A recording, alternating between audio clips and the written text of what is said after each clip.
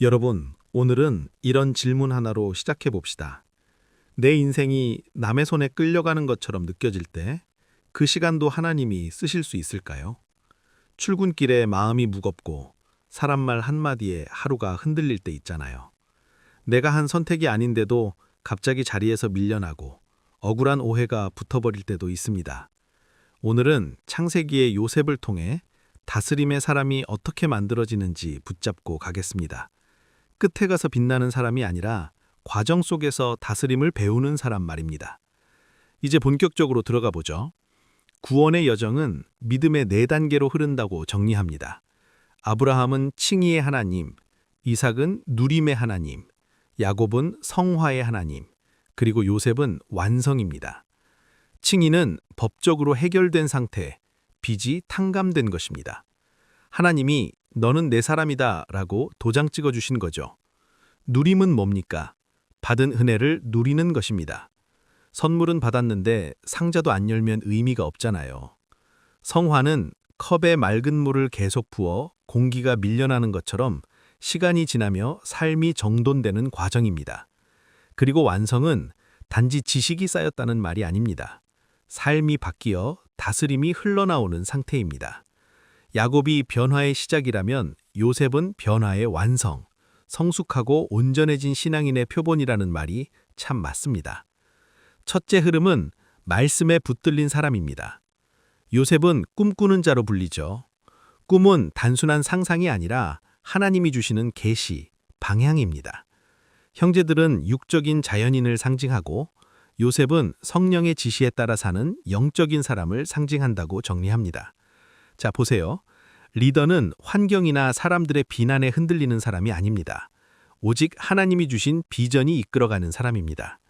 땅의 성공만 붙들면 장막이 넓어져도 마음은 좁아집니다. 그래서 말이 거칠어지고 사람을 도구로 쓰기 쉽습니다. 그러나 하늘의 영광을 붙들면 자리와 환경이 흔들려도 중심은 단단해집니다. 여러분, 말씀에 붙들린다는 건 매일 한 줄이라도 하나님 앞에서 마음을 바로 세우는 겁니다. 상황을 해석하기 전에 말씀으로 나를 먼저 해석하는 거죠. 그때 마음이 정리되고 사람 말에 끌려가지 않습니다. 오늘 하루도 말씀 한 구절이 여러분의 핸들을 잡게 하십시오. 둘째는 하나님과 동행한 사람입니다. 고난은 축복의 통로라는 말이 여기서 나옵니다. 화면을 보시면 요셉의 길이 보디발의 집에서 감옥으로 내려갔다가 다시 올라가는 흐름으로 그려져 있죠. 사람 눈에는 추락인데 하나님 눈에는 이동입니다. 창세기 39장 2절부터 8절에서 요셉이 고백하잖아요. 나를 이리로 보낸 이는 당신들이 아니요 하나님이시라. 이 한마디가 인생을 뒤집습니다. 피해자로만 살면 원망이 남지만 사명자로 서면 길이 열립니다. 게다가 창세기 39장 2절에 나오듯 하나님은 감옥에서도 요셉과 함께 하셨습니다. 여러분, 장소가 바뀐다고 하나님이 멀어지는 게 아닙니다. 직장이 바뀌고 사람 관계가 바뀌어도 하나님은 내 곁을 떠나지 않으십니다. 그러니 오늘의 자리에서 하나님, 이 자리에서 제가 배울 순종이 무엇입니까? 이렇게 묻는 사람이 동행을 배우는 겁니다. 셋째는 세상을 다스리는 사람입니다. 핵심은 이겁니다. 자기를 이기는 자다 세상을 이깁니다. 요셉은 정욕을 이겼습니다. 보디발의 아내 앞에서 타협하지 않았죠. 창세기 39장 7절부터 9절의 흐름처럼 죄의 유혹을 끊어내는 사람이 결국 사람을 다스립니다. 자기를 통제하지 못하는 리더는 어느 날 반드시 무너집니다. 또 요셉은 무지를 이겼습니다. 창세기 41장 16절에서 요셉이 말하듯 해석은 내게 있지 않고 하나님께 있다는 고백이 지혜의 문을 엽니다. 아는 채 하는 사람은 막히고 맡기는 사람은 열립니다. 그리고 그는 경제와 시스템을 다스렸습니다. 창세기 41장 44절에 바로가 권한을 맡기듯 하나님은 준비된 사람에게 영향력을 주십니다. 요한일서 5장 4절의 말씀처럼 하나님께로부터 난 자마다 세상을 이깁니다. 이기는 방식은 공격이 아니라 흔들리지 않는 성실과 정직입니다. 넷째는 장자의 명분을 받은 사람입니다. 여기서 중요한 원리 하나 나옵니다. 장자권은 혈통의 순서가 아니라 믿음의 분량에 따라 결정됩니다. 르우벤은 장자였지만 죄와 정욕으로 무너졌고 시므온과 레위도 분노와 폭력으로 탈락합니다. 결국 유다와 요셉에게 길이 열리죠. 유다는 왕권의 흐름, 곧 규의 약속을 품습니다. 요셉은 장자의 명분, 두 몫의 축복을 받습니다. 여러분, 이 이야기는 누가 더 오래 신앙생활했느냐로 줄 세우는 게 아닙니다. 하나님은 누가 더 많이 맡길 수 있는 사람인가를 보십니다. 가정에서도 그렇습니다. 말이 센 사람이 집을 다스리는 게 아니라 자기 마음을 다스리는 사람이 가정을 살립니다. 여기서 한 걸음 더 깊이 들어가겠습니다. 장자의 명분은 두 몫의 유산만이 아니라 왕권과 제사장권까지 포함한다고 정리합니다.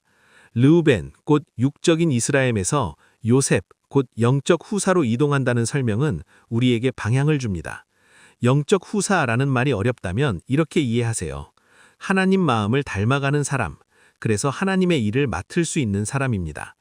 로마서 8장 17절의 말씀처럼 자녀이면 또한 상속자요, 하나님과 함께 상속을 받는 자가 됩니다. 그런데 그 길은 영광만이 아니라 고난도 함께 받는 길입니다. 잘 들으세요. 고난은 벌이 아니라 훈련입니다. 하나님은 고난을 통해 우리를 억지로 꺾는 게 아니라 우리 안에 교만과 조급함을 비워서 더 큰 그릇으로 만드십니다. 다섯째는 하나님을 대표하는 사람입니다. 여기서는 요셉이 구약에 나타난 가장 완벽한 그리스도의 모형으로 제시됩니다. 다윗이나 모세처럼 큰 실수의 기록이 요셉에게 두드러지지 않죠. 이것을 요셉이 완전해서가 아니라 하나님이 그를 통해 죄 없으신 그리스도의 그림자를 보여주시려는 의도라고 이해할 수 있습니다. 여러분, 대표한다는 건 말로만 하나님을 믿습니다 하는 게 아닙니다. 누가 나를 봤을 때 내 말투와 선택에서 하나님 향기가 나는 것입니다. 성숙은 실수 없는 척이 아닙니다. 성숙은 넘어질 때도 하나님께 다시 붙는 힘입니다. 요셉은 믿는 자 안에 그리스도가 온전히 형성되는 성숙한 생명을 상징한다고 정리합니다. 그러니 오늘 우리는 내가 얼마나 성공했나 보다 내 안에 그리스도의 마음이 얼마나 자랐나를 점검해야 합니다. 여기서는 비교가 아주 선명합니다. 화면을 보시면 요셉과 그리스도의 닮은 점들이 표로 정리되어 있죠. 요셉은 아버지의 사랑을 받았고 형제들에게 미움받았습니다. 예수님도 하나님의 사랑하는 아들이셨지만 자기 백성에게 배척을 받으셨죠. 요셉은 은에 팔렸고 예수님은 가룟 유다에게 팔리셨습니다. 요셉이 구덩이와 감옥을 거친 것처럼 예수님은 죽음과 무덤까지 내려가셨습니다. 그리고 요셉이 애굽의 통치자가 되어 양식으로 생명을 살린 것처럼 예수님은 생명의 떡이 되어 우리를 살리십니다. 닮음은 우연이 아니라 하나님이 구원의 길을 미리 보여주신 표지입니다. 그래서 우리는 요셉을 볼 때 단지 위인전을 읽는 게 아니라 구원의 큰 그림을 배우는 것입니다. 이제 천년 왕국의 예표로 넘어가겠습니다. 요셉이 고난 끝에 애굽을 다스렸듯이 자기를 부인하고 세상을 이긴 성도들은 장차 그리스도와 함께 왕노릇하게 된다고 말합니다. 요한계시록 20장 6절에 나오듯 그들이 하나님과 그리스도의 제사장이 되어 천년 동안 그리스도와 더불어 왕노릇하리라. 여기서 중요한 건 시간 계산이 아니라 삶의 방향입니다. 왕노릇은 권력 자리에 앉는 게 아니라 섬김의 책임을 감당하는 것입니다. 가정에서 내가 먼저 사과할 줄 알고, 일터에서 내가 먼저 정직을 선택하고, 관계에서 내가 먼저 용서를 시도하는 것, 그게 이미 다스림의 연습입니다. 하나님 나라는 그렇게 자랍니다. 결론입니다. 믿음의 완성은 요셉으로 상징됩니다. 화면을 보시면 기둥처럼 내 이름이 서 있죠. 아브라함은 부르심, 이삭은 누림, 야곱은 다루심, 요셉은 다스림입니다. 하나님은 아브라함으로 시작해서 요셉으로 완성하십니다. 우리의 목표는 단지 구원받는 데 멈추지 않습니다. 성숙하여 다스리는 자가 되는 것입니다. 다스림은 남을 눌러 이기는 게 아닙니다. 내 안의 두려움, 분노, 정욕을 다스려서 하나님 뜻이 흐르게 하는 것입니다. 그리고 그 다스림은 결국 다른 사람을 살리는 방향으로 나타납니다.